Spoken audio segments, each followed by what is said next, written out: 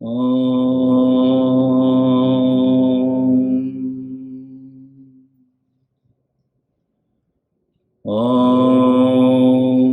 Sahana Vavatu Sahanao Bhunaktu Sahaviryam Karavavahai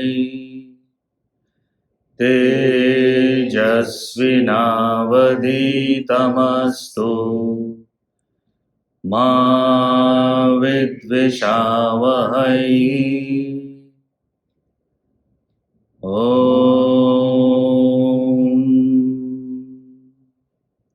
Shanti Shanti Shanti.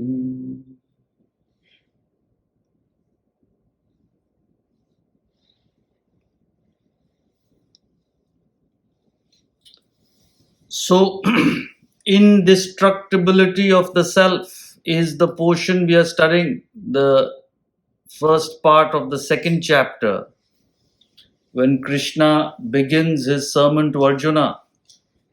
As you know, he talks for almost 700 verses, over 18 chapters, and he begins with this striking truth, the ultimate truth, that the material layers are destructible, temporary, passing.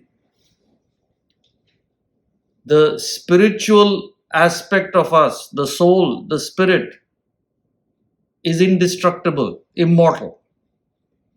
So, if you really understand that, you would get on to using this temporary world, you and your place in it, to get to that final indestructible abode called Brahman, the self.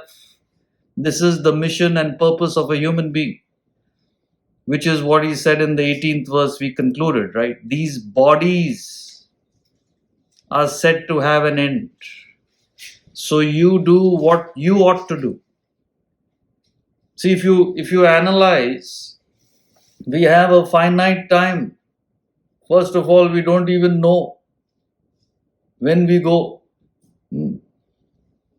where we go. You have no clue.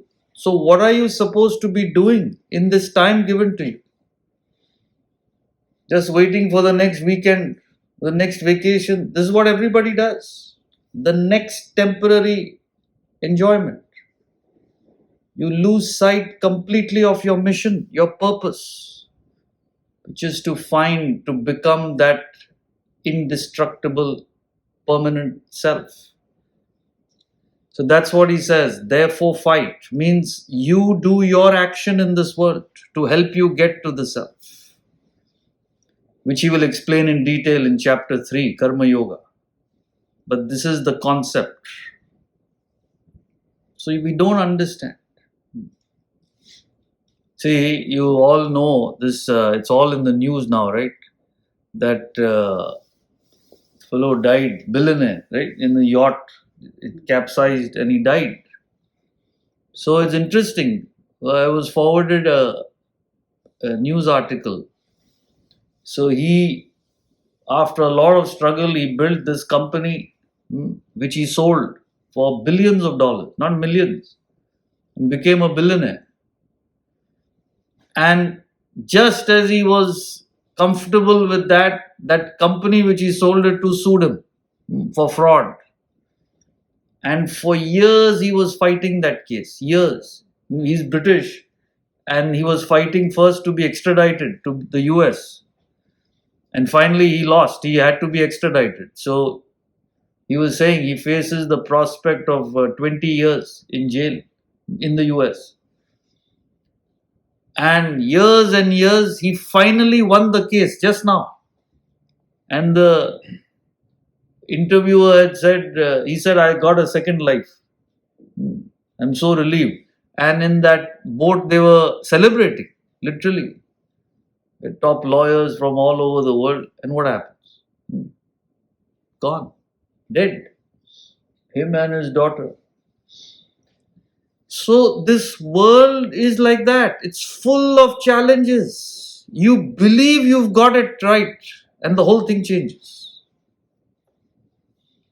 So these are things which you should learn by what you see outside. So flimsy. That's what he says. I've got a second life, and what happened? It's amazing, highly philosophical. I'm sure somebody will make a movie out of it. But this is what we learn. Whole thing is so temporary, fleeting. So what should you do? Whatever time has been given to you, make sure you use it to get to the permanent. In fact, whatever effort you put in never goes to waste, because to the extent you elevate your mind and intellect with this knowledge, to that extent you start the next time. Body will go. Mind, intellect continue. That's the process of reincarnation, which he'll talk about in a few verses. A famous verse. Just as a person casts out worn out clothes and puts on new ones, this body is cast out. What is your problem? What are you getting so excited about this war? Therefore, he says, fight, O Bharata. This was verse 18. So 19 onwards, he continues how you have to understand life in reality, what is going on, and not get caught up in these passing phases. Clear so far? I have a question. Yeah, Sanjay? Hariom Gautamji. Gautamji, I was listening to one of Swamiji's old lectures online, and we're studying the yoga of knowledge right now. And he talks about even his own books. He says this is just knowledge, but knowledge has to be converted into wisdom. And so my question is, how does knowledge become wisdom? Is it just, in this case, is it just us continuing to grow, to get up in the morning and studying, and then we hope that it seeps through at some point in time? Or is there further action that needs to be taken that reinforces what we are learning? See, I've told you, the knowledge you gain through what is called as Shravana, listening, right? You listen, you read, same thing, where you are taking in information. This is knowledge. Knowledge is information. And what you're talking about is wisdom, which is when you live the knowledge, which is transformation. See, it's like you should not overeat, but you may not live it. When you go to a restaurant, you overeat. It's that even though you have all the knowledge, all the facts, you understand the consequences, you can't live it. Can't live it in the sense the intellect is not strong enough to control the mind. That's all it means. So, how you convert knowledge to wisdom is when you apply your own thinking repeatedly to that information. This is called manana, reflection, which is why we say early in the morning, because that is the time which is where the intellect is clearest and sharpest. Rest of the time it's dull during the day and the evening because of desires, too many desires, clouded. But early in the morning, it's clear, free from worldly entanglement. So, as you apply your intellect to constantly reflect on this knowledge, that's why you have to do it early in the morning, the intellect will become stronger. It's like because you're exercising it. Muscles become stronger when you exercise them. So, you have to exercise your intellect, apply your thinking. What is it saying? How does it apply to me? So, what is the concept they're trying to convey? Where am I not living it? All this has to be constantly reflected upon. And it will seep in. As you understand, you will apply it. right? And I told you yesterday, how you keep that frequency going is through unselfish service throughout the day.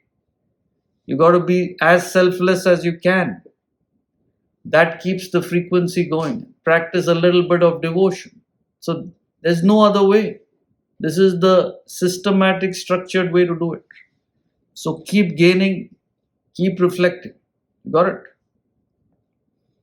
There is just no other way. I wish there was. Everybody wants that instant pill. Take a pill. It doesn't work that way. Where's that Vedanta pill? I just take it and become wise. That's what Ramatirtha says, right? Everybody wants to be a Christ overnight. You got to put in hard work. It's like exercise. So remember exercise. It's a simple thing. You may know what the best exercises are. You may be taught how to do them. But you have to put in that effort to exercise, to build your muscle.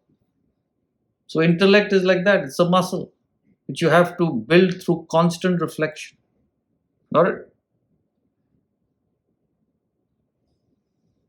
So I've told you there's these 12 books which you cover over 3 years. I know you're doing it. So continue that process. You finish it, start again. You got to, because that helps you go deeper. It's not the amount of books, it's the depth of reflection which helps you grow. Got it?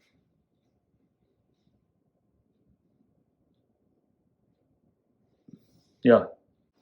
So this is a follow-up on from my last week question after some manana.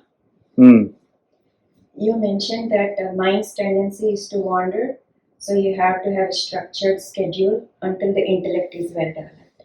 And you also gave the example of the tennis player that even though he's immersed in the action because of the anxiety that he's going to lose. Right.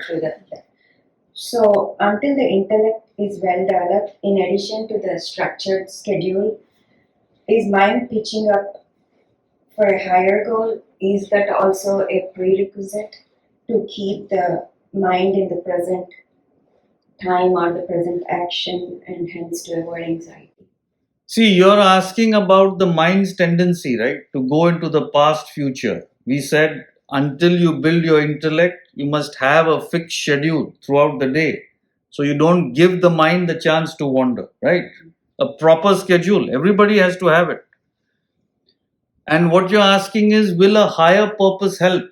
Yes, because when you have a higher purpose in life, what we learned yesterday, were you there for the talk yesterday? What did I say? If you have an unselfish, selfless goal, the mind becomes peaceful. It's much easier to keep it in the present. Much easier. Because if it is selfish, the mind is naturally agitated. What will happen to me? So it will go into the past, worry about what happened in the past, and become anxious about what may happen in the future. To whom? To me.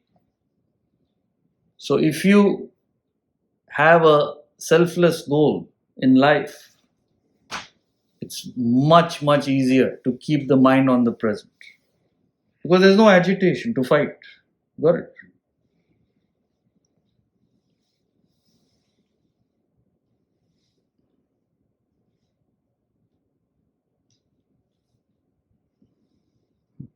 "19.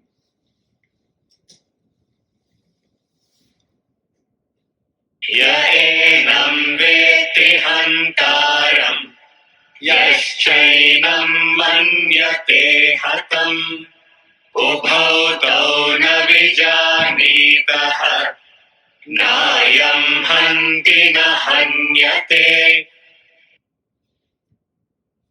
Yaenam veti hantaram yaschainam manyate hatam ubhau tau na vijanitah nayam hanti na hanyate.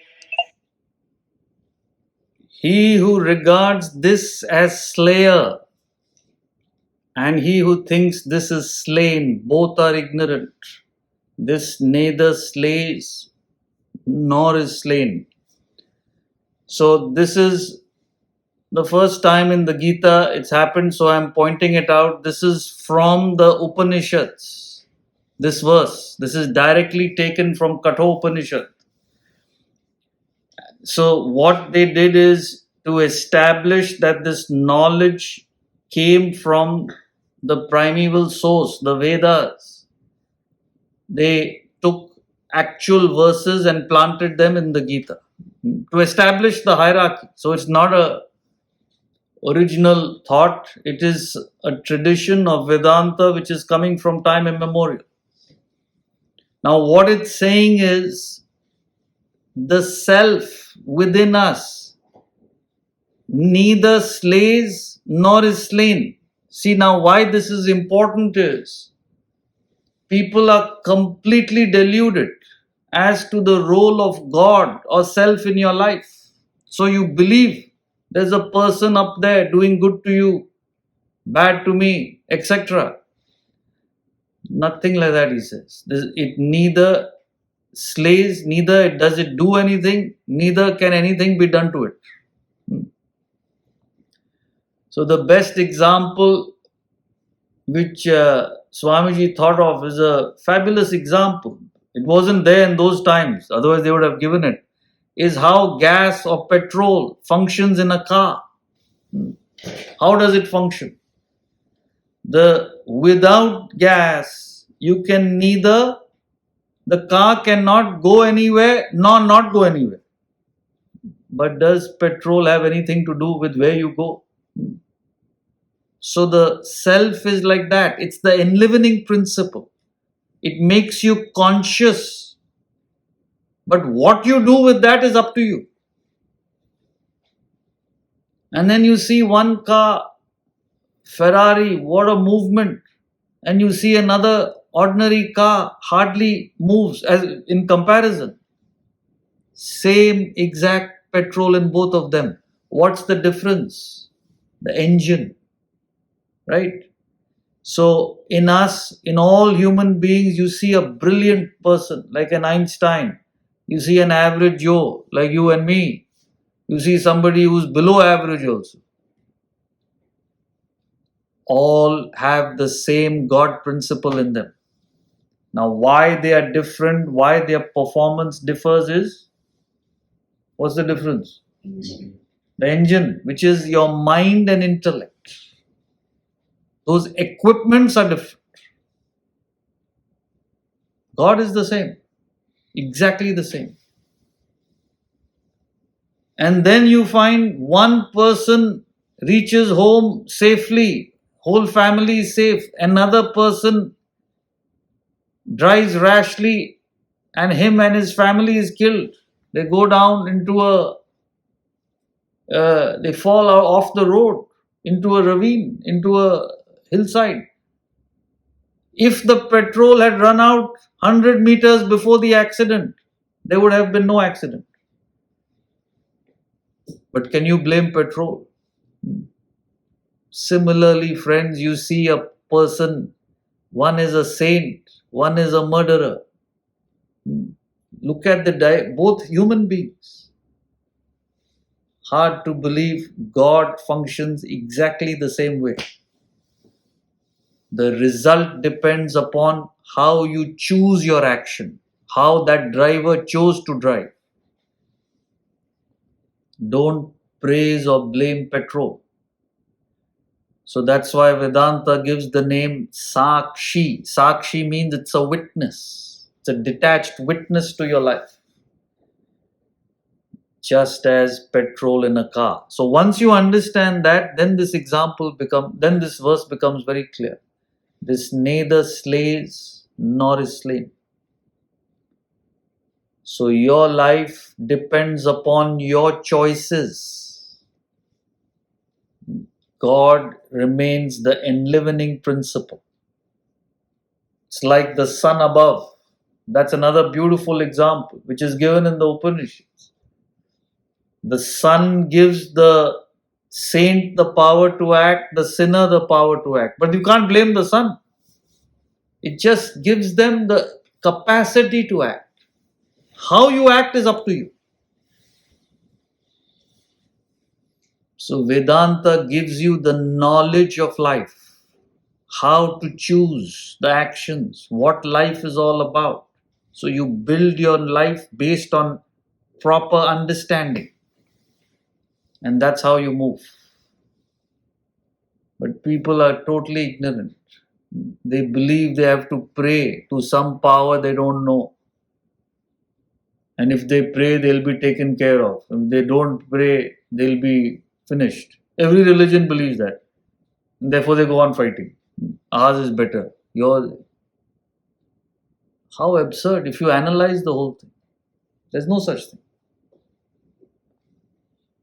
So, simple thing like this you understand, you'll be fine. You'll get on to gaining the knowledge of how to live your life rather than criticizing and getting full of fanatic beliefs. So think clearly. This is what it is. Yes, Adam. Just unmute him. Yes, sir. Yeah, okay. Go ahead. Just a clarification if possible.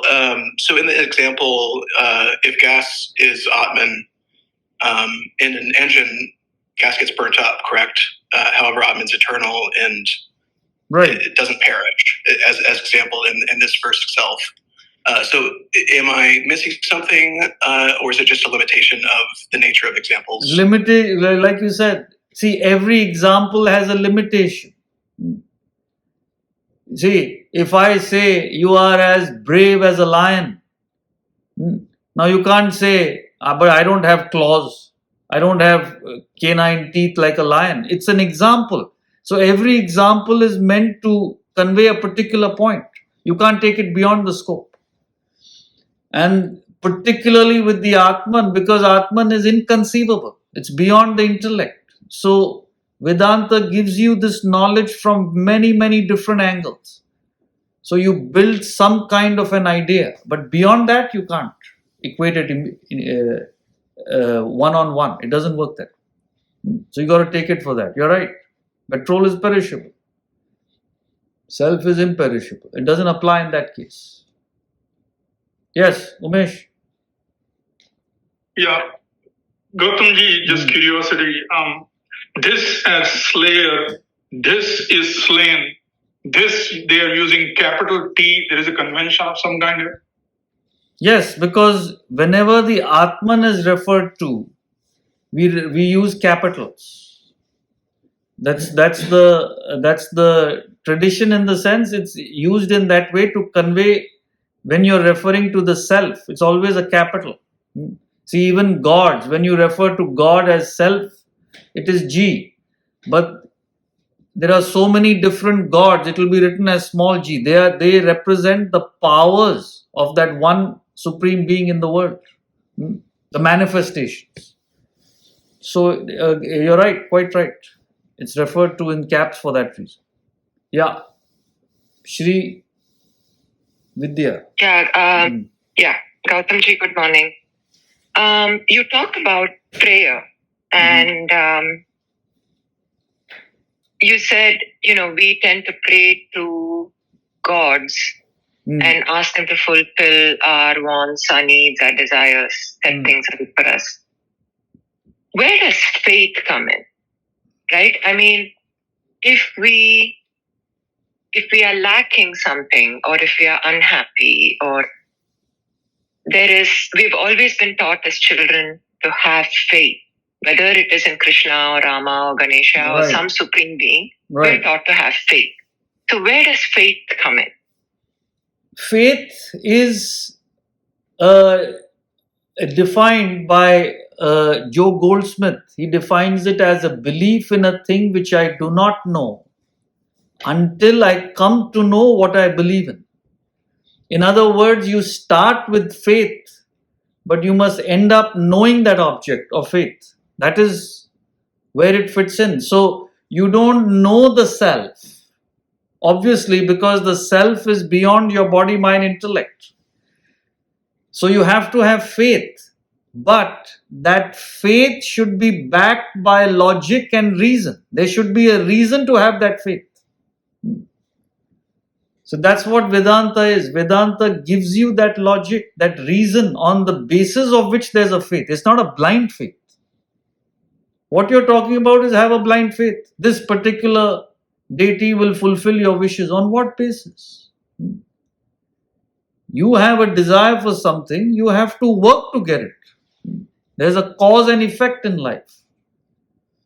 So, faith, no doubt, is important to start on the spiritual path, but then you understand how life functions, you gain the knowledge till you become one with the self. That is the way to go.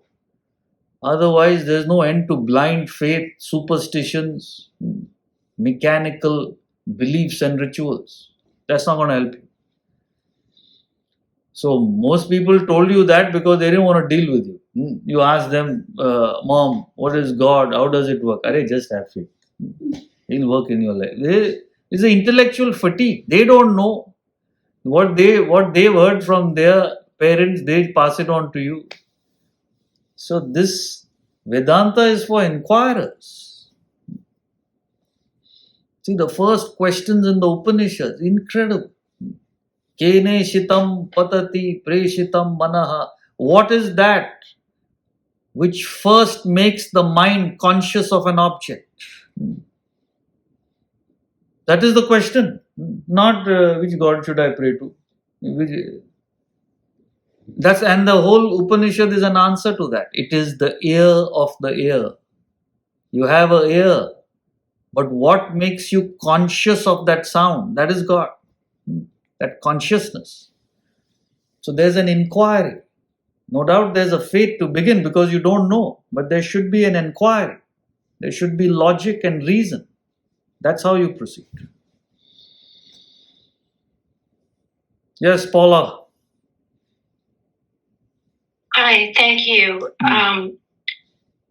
Is there then no sense of even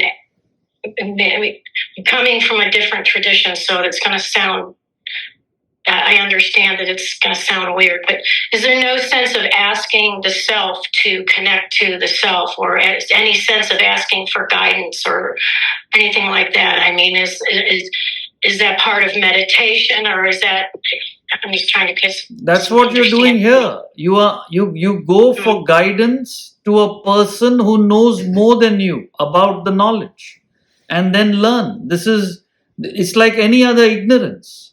You don't know about medicine. You go to a doctor who knows and you learn, right?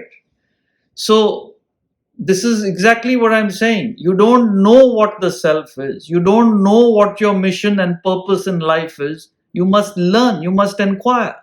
And what makes sense to you, you should apply it in your life. Find that it's working, and that's how you grow. So what we're not saying you should not have faith or not seek the self, but how? It should be on the basis of your intellect, understanding, not just a blind belief.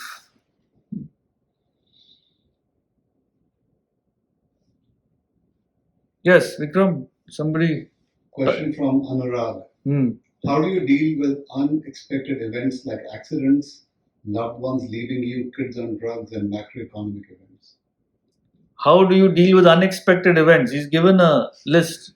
So many things can happen on a family level, on the government level. What else? Kids on drugs. Kids on drugs. See, the simple answer to that is you are not prepared to face life's challenges. Please understand.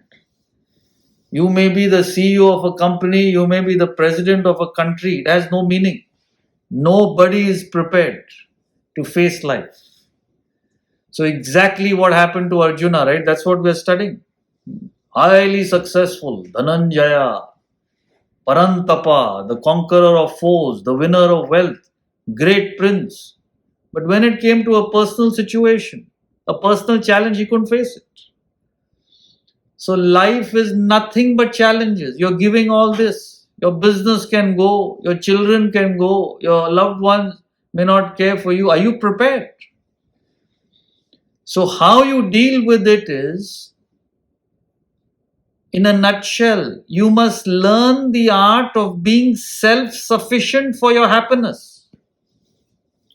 If you can bring out happiness from within yourself, why would you need anything from the world? Because you're dependent on the world, you are always anxious about these things. What will happen? If my children don't care for me, why are you dependent on another person's mind for your internal happiness? Somebody has a mind. It has happened to so many people I know. Well, not so many, quite a few. Suddenly their partner leaves them. Suddenly the children get estranged.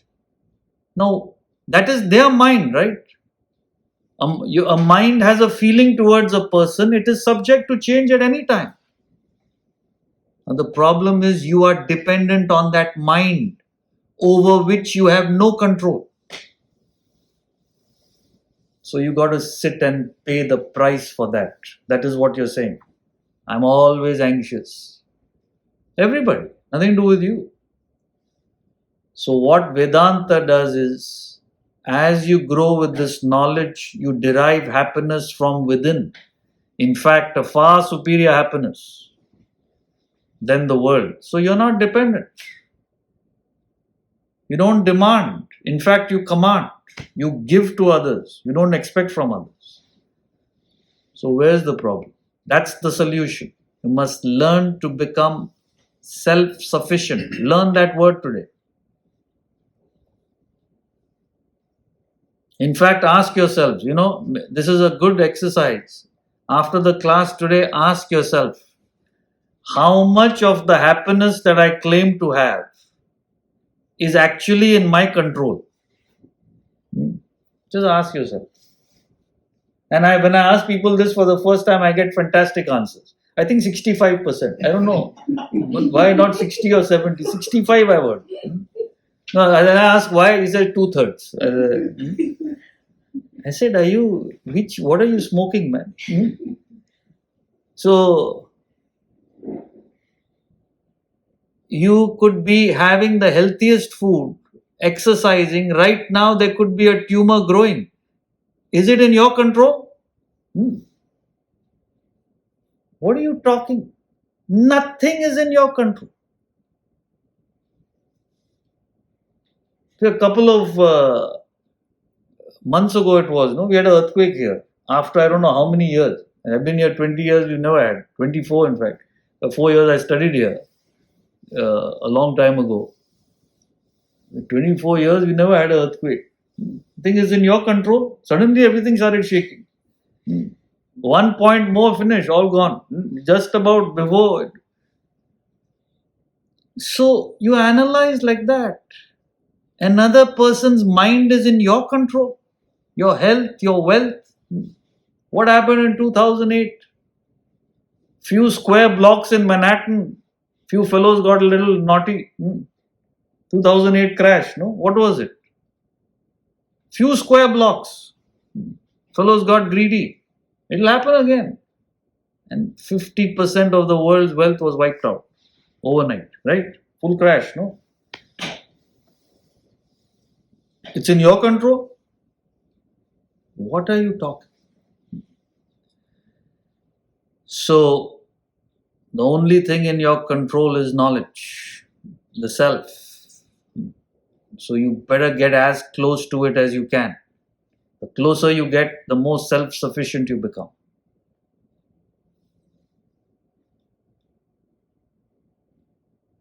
So that's how you deal with it. And until then, understand, do not get attached, because anything you get attached, the price is pain. So anytime you're attached, you will constantly fear losing it. And attachment comes out of dependence. If you're not dependent, why will you be attached? So with Vedanta, you become self-sufficient. And you have love, not attachment. You care for people, for your loved ones. You will do what you need to do for them, but no dependence. That's the difference. In love, you're not dependent. In attachment, you're fully dependent.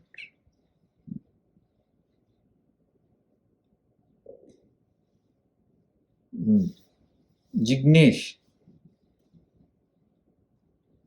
Yeah, Hari Om Guruji.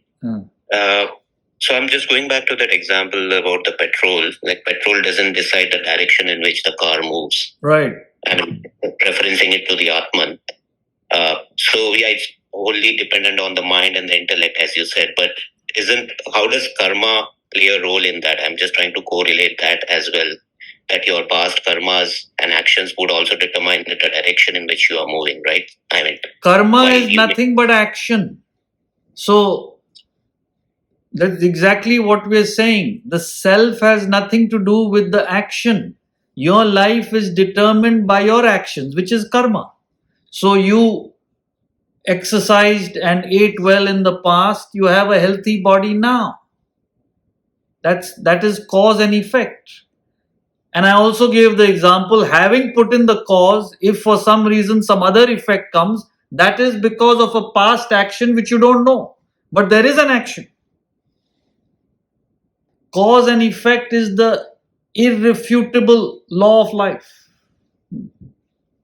As you sow, so you reap.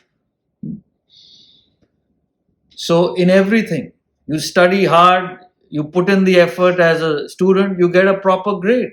You don't study hard and you suddenly get a grade from the sky. It won't happen.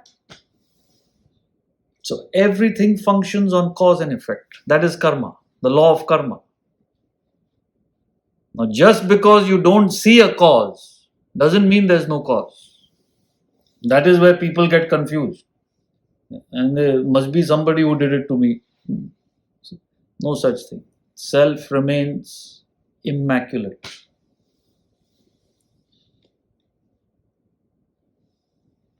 Yes, Jay. Yeah, so I had a question that, as you said, that depending on the engine, that depending on the intelligence, a person really acts. Now, and I also understand that depending on your karma, and you are born again to satisfy your vasanas, and someone has no quality other than giving power, then who really decides when in our next life that where and how, what kind of engine we will have in the next life? What kind of engine you will have? See, now what happens is, again, cause and effect, right? You have a mind and an intellect. Let's say you have a pure mind and a sharp intellect. You die, the body dies. Now, the body is dead, but the desires are all there. So that same mind intellect will be born depending upon the quality of the desires. See, in the case of animals, it's very simple, right? You have desires to fly. You won't be born as a worm, no? You'll be born to a bird because you can fly. You can fulfill that desire. You have a desire to kill, you'll be born a carnivore. It's like that. So in humans, it's far more complex, but the same principle. You have a desire, a tendency for wearing torn jeans, just giving example, and Chinese food, and tattoo, and break dance, I don't know. Straight in the middle of LA, you'll be born somewhere. All four desires. You have jeans, you wear how much ever tone you want, nobody will say anything. You can't be born Afghanistan. They'll tell you if you wear that jeans. So it's like that. I'm giving simple thing one-on-one, so you understand. You have tendencies for American life, you born American. Tendencies for British life, British. So it's as simple as that.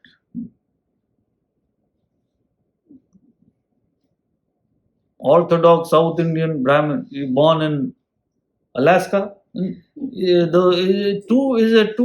It's one planet, but different planets. It completely different, the outlook. So it's like that. Your vasanas decide where you go.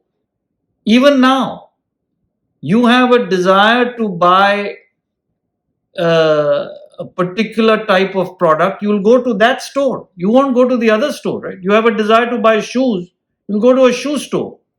You won't go to a cosmetic store. So the world is like the store.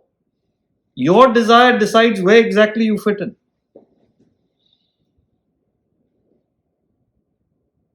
So don't worry about why everybody is worried about their death. First, let's deal with what we are living, right? So what do we need to do now? He's talking about understanding that the whole thing is temporary. Lots of questions today, so we'll take them up quickly. Shriba. Namaste, Gautamji. So I have a question in relation to this cause and effect related to the kids' academic performance. So there are these two kids. One happens to be very good in numbers, math. Right. And the other kid, though puts in hard work, is not as good as the other one. Right. So is this the kid who is good is naturally born?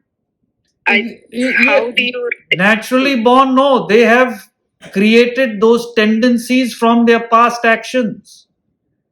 See, Mozart wrote his first piece of music, a proper full, whatever they call it, symphony or whatever, at the age of 4. How much ever effort you put in will you be able to write? Even at 40 you won't write, 80 you won't write. So it is a talent acquired from constant effort in that direction in the past. So everybody is born with that. So it's a question of your quality of equipment and the effort you put in. There are two things. How much ever tennis I practice, will I beat Federer? In his sleep, even if he's got tuberculosis, he'll beat me. It's like that. So the talent is acquired from the past, constantly putting in that effort. So that's why you see, you're right. 2 children, same parents, same environment, same genes. There's no such thing. One's a prodigious talent in mathematics, one's a prodigious talent in doing nothing. I never knew somebody so talented at doing absolutely nothing. There are fellows, you understand? Same brother, one sister. I know so many siblings like that.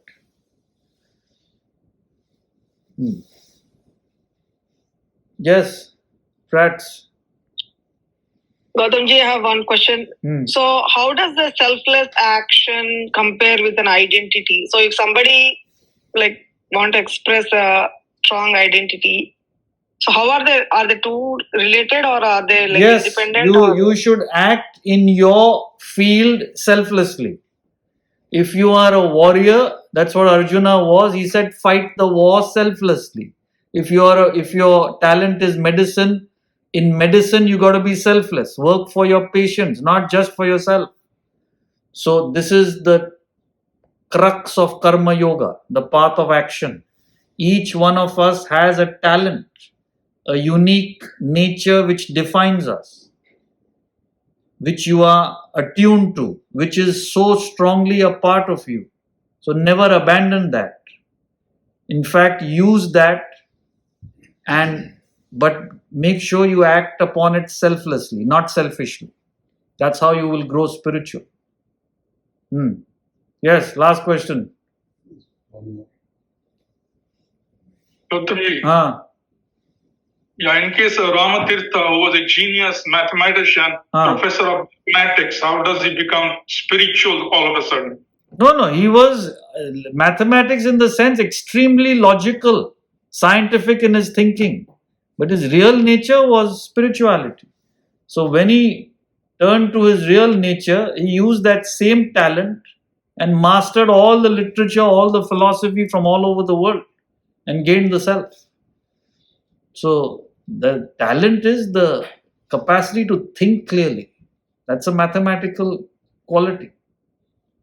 That's why Plato said, outside his academy, if you don't know mathematics, don't enter. In other words, I want people who can think clearly. If you don't know how to think clearly, don't waste my time and yours. Yeah. There's a question from Shri. Hmm. Can we get an explanation for cause and effect as part of the poem Olive Tree? Both the hermits perform the action of planting a tree and having a desire for oil. In fact, the first Olive tree, cause and effect. Send that for the Wednesday Q&A session. That's not related to what we're doing. So any questions you have in general, you can email us and I take it on the Q&A session I have specifically for questions. This is for text clarifications in the class. 20.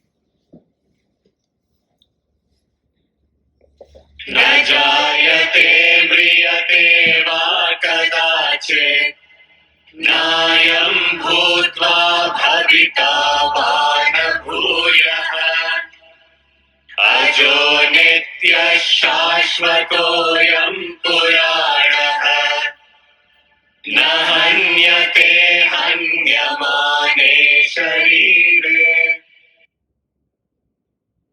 न जायते म्रियते वा कदाचित् नायं भूत्वा भविता वा न भूयः अजो नित्यः शाश्वतोऽयं पुराणः न हन्यते हन्यमाने शरीरे.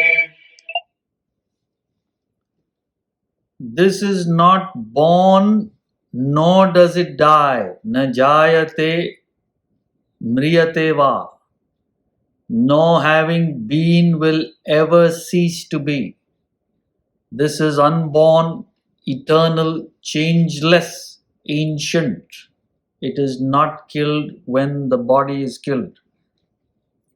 Again, this is from the Kathopanishad.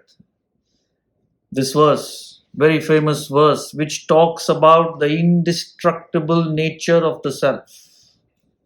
So the consciousness, the self, is enveloped by the body, mind, intellect. So when the consciousness functions through the body, you're conscious of perception, mind, emotion, intellect, thought.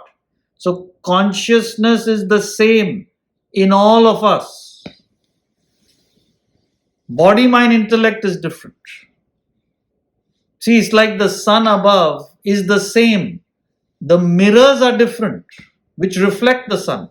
So each one of us is like a mirror, reflecting the sun. You see a reflected sun.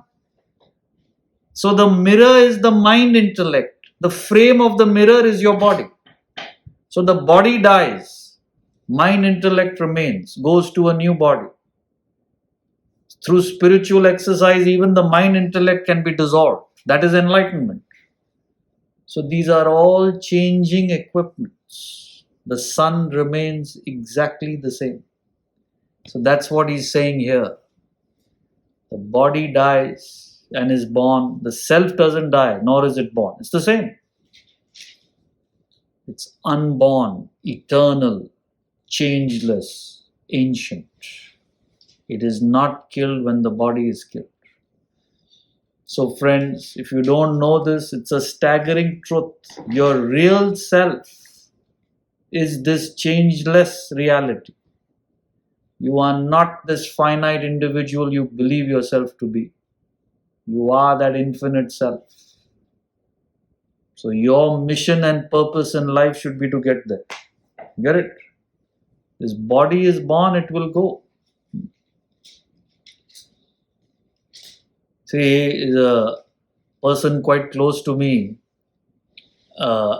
he got a terminal disease, cancer recently.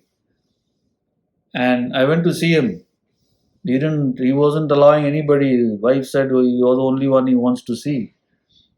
I was sitting with him and he said, because of Vedanta, I've been able to take this so well. He was telling me, I was surprised. I thought he'll be so upset. Why is this happening to me? And he, cool, very, very, he says, I see it. This body is passing away. I couldn't give him any more philosophy after that. So, You actually need to attune to that and understand this is a passing phase. And even the greatest challenges you'll be able to face. That's what it means. If you can attune to that. Problem is you're attuned to all this changing phenomenon, all the time ups and downs. So that's what he means. Arjuna, you fix your focus on the changeless self and function in this world. 21. Veda vinashinam nityam yaenamajamavyayam katham sapurushah partha kam ghatayati hantikam. Veda vinashinam nityam yaenamajamavyayam katham sapurushah partha kam ghatayati hantikam. He who knows this to be indestructible, eternal, unborn, immutable, O Partha, how can that man slay anyone or cause anyone to be slain? So, what he's trying to say here, see, Arjuna's problem is he is causing grief. He has that egoistic feeling, I am responsible for others' grief. What will happen? He says, look, your obligation in this world is to do what you ought to do. That's what you're here for. This constant birth and death will go on, and the real self remains completely untouched. So who's slaying and who's going to be slain? Their real identity is always there. Now, why you got to be careful is, I don't know how you'll interpret this. You want to get rid of somebody. Anyway, Gita says, who's the slayer, who's the slain is all one thing. What difference are? See, you'll apply philosophy whenever you want to apply it. And however you want. So it's dangerous. That's why I don't want to even repeat it. How can one slay anyone or cause anyone to be slain? So understand the spirit, what he's trying to say. It's like an actor on a stage. You understand the whole thing is meaningless. But what you need to do is your obligation.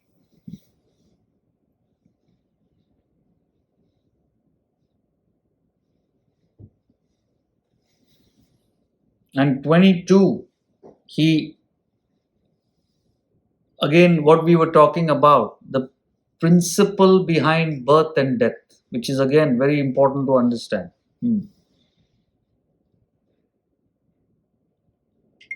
Vasamsi jirnani yatha vihaya navani grinnati naroparani tatha sharirani vihaya jirnani anyani samyati navani dehi.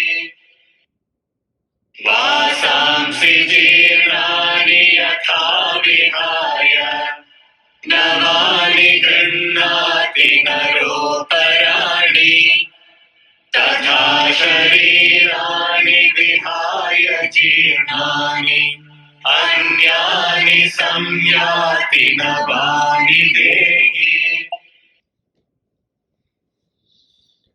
Just as a man casting off worn out garments puts on new ones, so the embodied casting off worn out bodies enters new ones. So, see, I told you, some of you who joined new may not know, Krishna is here trying to dazzle Arjuna with the highest philosophy. Just as you're not understanding anything, nor did Arjuna. So don't worry. Everything will be explained clearly, step by step, starting from, in fact, not far away. In a couple of verses, once he finishes with this section, he'll get back to Arjuna's level. So don't worry, because the context you must note. From Krishna's level, see, he's an enlightened soul, understands the truth of life, that the self is the indestructible substratum. This is just an illusory projection. So they talk in that frequency. What's your problem? Obviously, we're not able to relate to that. So at least understand the whole phenomenon. Now, when you don't need a pair of clothes, what do? You discard them and you put on new clothes.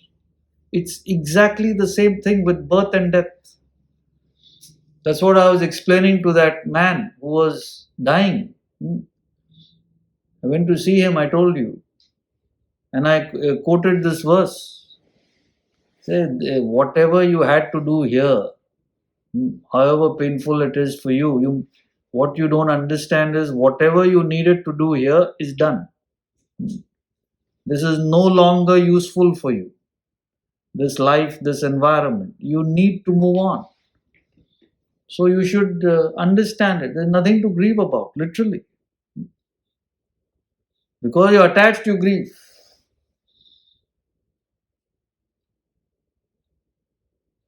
Doesn't matter the age.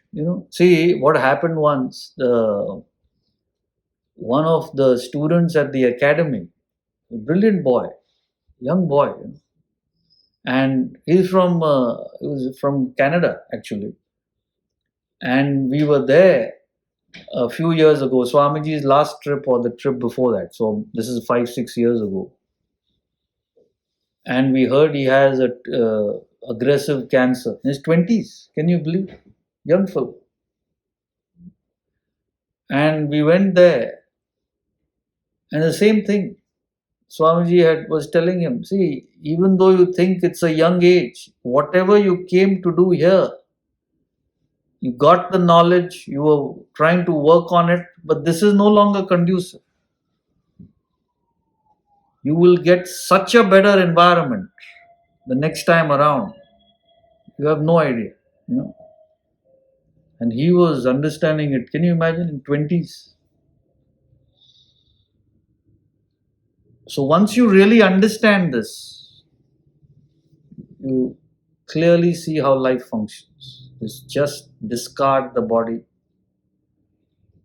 And mind and intellect, which is your desires, obviously are still there. Something can't go into nothing. And then when you see children born, like I just said, with those distinct tendencies, it's an easy correlation. Cause and effect. So this cycle goes on until you put in your heart and soul to remove the desires. Then you become enlightened. Then you're not born again. That's moksha, total liberation. So clearly, friends, you got to see the whole picture of life. That's Vedanta. And it makes you so strong and so clear and committed and purposeful. You know exactly what you got to do in this life and you go about doing it. So these are important pieces of knowledge. So you got the email about Sunandaji's lectures. So once a year we have a tradition of studying a chapter of the Gita. So she will be doing 11 to 14 September. Chapter 9, verse by verse, over 4 evenings online. Okay, so you got the email, just save the dates. And it's 4 evenings. So it's a nice way to come to recapture the essence of what the Gita is about. And next Saturday, we resume the study of Vedanta treatise. Those of you who don't know, this is my Guru's, I would say, most important original work, where he's captured the whole philosophy in one book, the entire Vedanta. So we'll be resuming study since we finished the other book, The Holocaust of Attachment, and from section 2 onwards. Even if you miss section 1, not a problem. I'll recapture it on Saturday and we will start from there. So we'll send out an email with details. You can register. In fact, if you already have this login, it's the same login. You don't have to re-register. So we'll see you on Wednesday, otherwise next Saturday. Hari Om.